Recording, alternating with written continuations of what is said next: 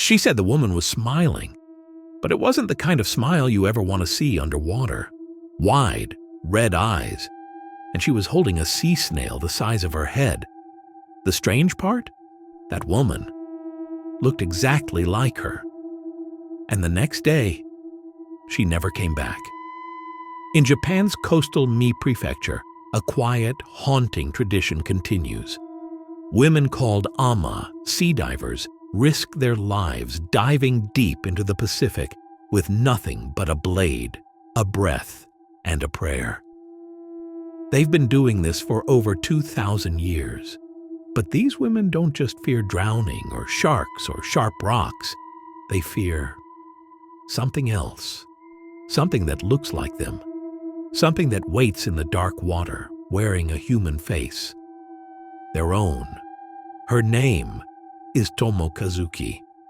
Before entering the sea, the ama don't just stretch or breathe deeply. They make sure they carry one thing above all, a charm, carved or embroidered with a special pattern. Sometimes it's the pentacle, 5 lines forming a star. Sometimes it's a lattice-like grid. Without it, they believe they might not come back. For centuries, the ama have passed down a quiet warning. Never dive alone. Never stay deep for too long, and never, ever follow a sea creature that offers you something too good to be true, because sometimes that creature is you. One story from Minami Ise is told more often than others. A husband and wife went out to sea. He remained on the boat, fishing with nets. She dove, collecting sea snails and shellfish. But then, she came up, pale and trembling.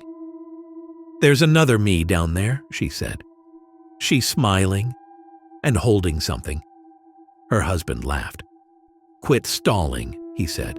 "Bring up more abalone." She dove again. And that was the last time anyone saw her alive. Most ama who claim to have seen Tomo-Kazuki say the same thing. She smiles. She doesn't blink.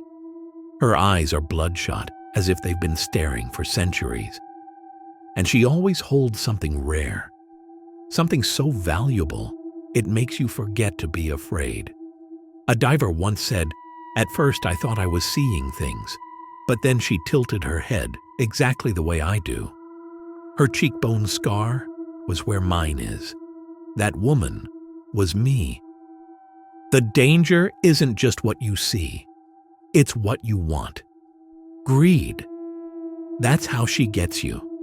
If your hand reaches for the gift she offers, she grabs it and drags you down. Survivors, if any, never return to the sea. Not because they're injured, not because they're banned, but because they're haunted. They've seen something they weren't meant to, and the ocean doesn't forget. In recent years, scientists and skeptics have proposed a different explanation. Deep water diving can lead to hallucinations. When your oxygen runs low, your brain begins to misfire. Faces blur, sounds distort, and the mind, desperate to anchor itself, reaches into memory. And what do these women remember most clearly? The stories, the warnings, the red eyes, the smile, and the woman who looks just like them. But here's the question. If Tomo-Kazuki isn't real, why does her story protect so many lives? The rule, never dive alone? That's a safety protocol. Never go deep for treasure? That's how you avoid drowning. Carry a star or lattice charm? A reminder not to let your guard down. In this light, the yokai isn't a monster. She's a guardian.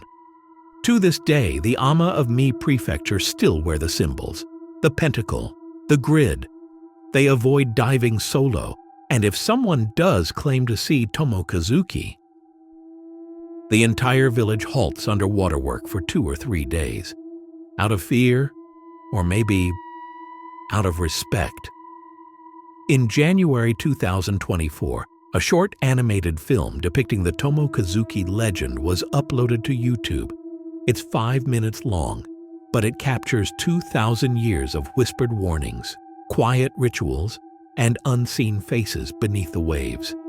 And in it, she smiles, not cruelly, not kindly, just enough to remind you. The ocean watches back,